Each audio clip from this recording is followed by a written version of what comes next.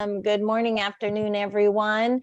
My name is Andrea Tabor, and I am chaplain and executive director of 12-Step Ministries located here in Dallas. I've been with this organization now for 6 years, and we are a host site and education center for 12-step programs, 12-step fellowships. And what that translates into is that we are the host site for 12 steps of recovery. I mean, from Alcoholics Anonymous to Workaholics Anonymous and everything in between.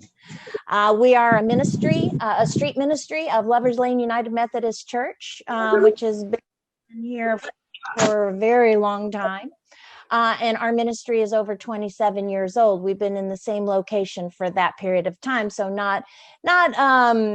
it's pretty often that you can walk through the halls and hear of someone who's been coming for 20 plus years. We're located in a mansion that was built in 1925. So we really call it a home because when you walk in, it is a home. It is designed as a residential home, and it is a home.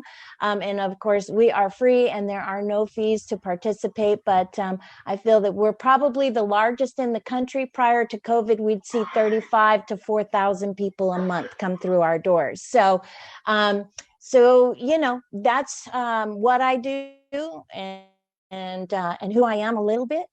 But the thing that I want to talk about today, can we try to share my screen? I did put together something, you know, pretty basic. You may have to walk me. Let's see if I can do it. Let's see if I can do it. You're set up as a co-host, so it should there work. We go. How's that? That's it. All right, let's talk about it. And so I'm so grateful for all the speakers prior to, and I'm going to, I am a rule follower. So if I jump off of here and talk too fast, I'm going to apologize right now, but I want to honor everyone's time. So let's talk about it. Internet, sex, and gaming. Right now, so how we came across this is I consistently do research on 12 steps recovery, how that works, how it looks, you know, new things that are trending, that are being treated for. And one of the things, you know, trending right now is internet technology and gaming addiction. And so if you've ever experienced a time, which I'm sure we all have, where we go to a restaurant and everyone at the table is on their phone, looking at their phone and not talking to each other, that's what it looks like in the beginning. It begins to take over all of the open space in relationships. So think about that for a second. Open space in relationships. That means the dinner table. That means sitting next to each other on the couch. That means driving in the car, all of that. So I have a difficult time when I'm a passenger in a car not pulling out my phone. So I really have to practice not being on my phone every downtime minute that I have in the process of the day, because that's how it begins. But we're not here to talk about all that. I think most of us are aware that this is an issue. But in my research, I found that you know, our children are going to be straddled with this, because this is, you know, this is our world, right? Technology is really going to affect our children in a different way than we could probably even expect. So let's talk about what they see. You see on my sheet, it says internet is 65% seduction, both mentally and physically. So when we think of seduction, maybe in our generation, in my generation, I'm in my mid 50s. And so in my generation, seduction was the shower scene, right? And it was, you know, going out on dates and, you know, having this really romantic feel of what that looks like. So, you know, that was seductive then. Today, you can turn on Grey's Anatomy and you can see the sex going down right there on TV. Just saying, right? Let's talk about it. So seduction mentally and physically, which seduction in our children, coming up with all of this visual bombardment of seduction, turns into a physical demand in some cases. Allows for children to start beginning the process of checking out their own body and what all of that means. Right? So one leads to another. It's exciting on television, which makes it okay. Okay, so that makes it okay. So let me start kind of thinking about it. And then, oh yeah, by the way, I'm playing this really cool internet game with this girl who happens to live in Minnesota, and she's talking to me, and we are playing a game where if we go through the right doors on the back end of that game, we can have virtual sex. True, happening every day, millions and millions of times. I have seen this. I have seen it. I was present for this gaming. It was an educational piece as I've been doing all of my research. Now, I want to let everybody know I am not a professional. I'm not an LPC. I ain't got all that stuff. But I am a mom and I am a grandma and I am in 12th step. And that tells me that there are other things. And so I want to educate myself and educate our community on what's really happening. So in the back end of this game, it was it was like marvels and mischievous, some sort of like, uh, I, when I saw the name of it, I was like, oh, okay, I wanted to see how the characters and all of that. So as they were describing it to me, so on the back end of that, when this person showed me how you get into the back end of that game, when you get into the back end, it's not called the same. So you can't Google it, right?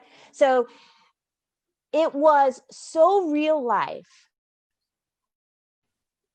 It was almost hard for me I was looking so close to see and look for the animation in this game of these two people having sex in the game, 100%. And the interesting part about it was the two adults that were in that game navigating that call the shots. Sometimes it was disturbing because of the aggressive side of sex. They had S&M. I mean, I could go on and on and on, but in this format, I don't want to. All I want to do is bring awareness to the fact that children are having sex in the back end of games under our noses without us even knowing what they're really experiencing. So now you add seduction mentally, physically, you add gaming, you add the internet, and now you have unhealthy relationships. And also the ability for all of us, because this is adult and children, right? But children are a little bit different because they are not as educated, but it allows for us to be disconnected as humans. And that's the key. Because especially when a child is uncomfortable and is not connected emotionally and is kind of seeking that, it's so much better and so much easier to be behind the scenes than to have a connection with community and other people, right? Kids, other people, without technology in between. So, I tell you this because this is happening. This is the future. And we as parents and concerned people of our community really need to be aware so that we can share this with other people, because I would have never have known. It took me months and months and months before someone told me about this. But, so know what websites people are visiting, know what website you're visiting, know what website your children, your child, grandchild, any child is visiting. And sit in the room and understand what they're looking at. Go to the games, understand what those games are doing, understand all of that, and have tech timeouts. Tech timeouts are the most important thing for our mental well-being in this day. Most of us have on our phone a screen time app within the settings that says screen time responsibility. Most of us don't know that that's on there, but the tech people know and understand how important this is. So if you're not sure what that looks like, the CDC, I put the website there. They have a great guide on the age, how much time out there should be, et cetera, et cetera. And I will tell you that I am doing this. Fridays are tech-free Fridays for me. I do not answer my phone. I do not go on websites. I limit my television because I am not perfect by any means, but I find other things to do. And I got to tell you, it's a struggle. It's a struggle. So, children are going to too. So let's move on real quick. Sex. 5 years ago, 90% of sex was purchased. Today, it's less than 4%. Kids see relationship equals sex more now than before. I mean, you look even on Nickelodeon, you look on, I mean, all of this is, right? Oh, a relationship, which equals kissing, which equals I want to go on a date, which equals all of that. And so that's always been, I think. But today, because now they can go to the internet and they can experience it on the internet rather than in person, it's different. It makes it completely different. Kiddos have a different take on what sex means. So talk to them. Talk to them, because the professionals are recommending full sex conversation beginning at 9 years old, which doesn't mean, okay, this is how babies are made. That it's not that conversation. This is a conversation of, what are kids at school talking about sex? What do you think that means? What does it look like for you? And begin to have open conversation with your children so that it's not embarrassing for them to talk about with you or with someone, a trusted advisor in their life, their aunt, their uncle, their grandma, because this has to be talked about. Because when this is not talked about and people go inside and there has been a trauma of some sort, mom doesn't love me, dad's absent, grandma, hit me with the fly swatter, whatever it is, turns into relationship identity. And if in relationship identity there is not positive sexual discussion and activity going on, we have our future sex addicts. Doesn't mean that someone can't, wants to have sex all the time. That's not what a sex addict is. Sex addict is a disconnection between an individual and someone else.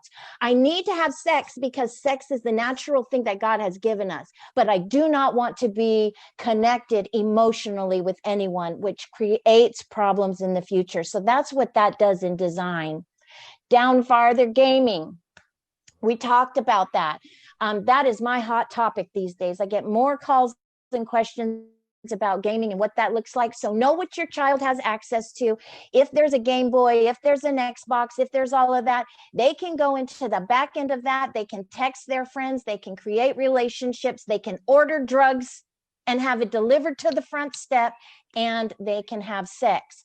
All of this is very accessible to our children, and they are tech savvy. My 9-year-old can fix my iPad, and all that way before I can. So I'm telling you, they can also get into the television. So you can take everything away and say, okay, no computer, no phone, blah, blah, blah, blah, blah. But guess what? They can figure it out going through your TV if you have a smart TV. So there is nothing off the table with regards to what our children can gain access through in technology. So there are apps that you can put in place on your child's phone. There is instruction. I know we say, don't go on the internet, but then go on the internet. It's so confusing, right? But go on, understand apps that can be put in place that you get alerts when your children, grandchildren, friends, kids, etc., pass the word, that they can monitor the sites and they can limit what these children have access to and what they can do.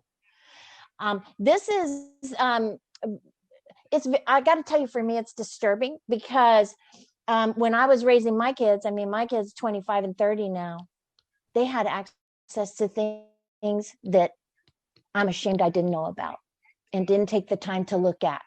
So, just like we clothe them and we feed them, we also offer them the internet. And we also offer them Wi-Fi. And that is the new danger. And that is just another thing that us as parents and grandparents and community members must be focused on. It's the unfortunate side, but there are things that you can put in place. So visit the CDC on screen time, start there. Don't be your child or your grandchild's best friend. No is absolutely okay. And boundaries around the accessibility that they have are necessary. So I encourage each one of you, as I work every day in talking with people and just saying, look, no is okay to say to our children. It's a necessary. And so I'm just grateful that I had some time here today to expose such a big topic. But I just encourage each one of you to go today and just kind of talk with the kiddos in your life and really understand what they're hearing and knowing, so that you have, now you will be educated on what the next steps are. Because like the previous beautiful comment was, you know your child better than anyone else, but don't be afraid to talk about sex, drugs, and even rock and roll. Thanks for having me. This has been really great for me to hear everything. Carl, thank you so much for the opportunity.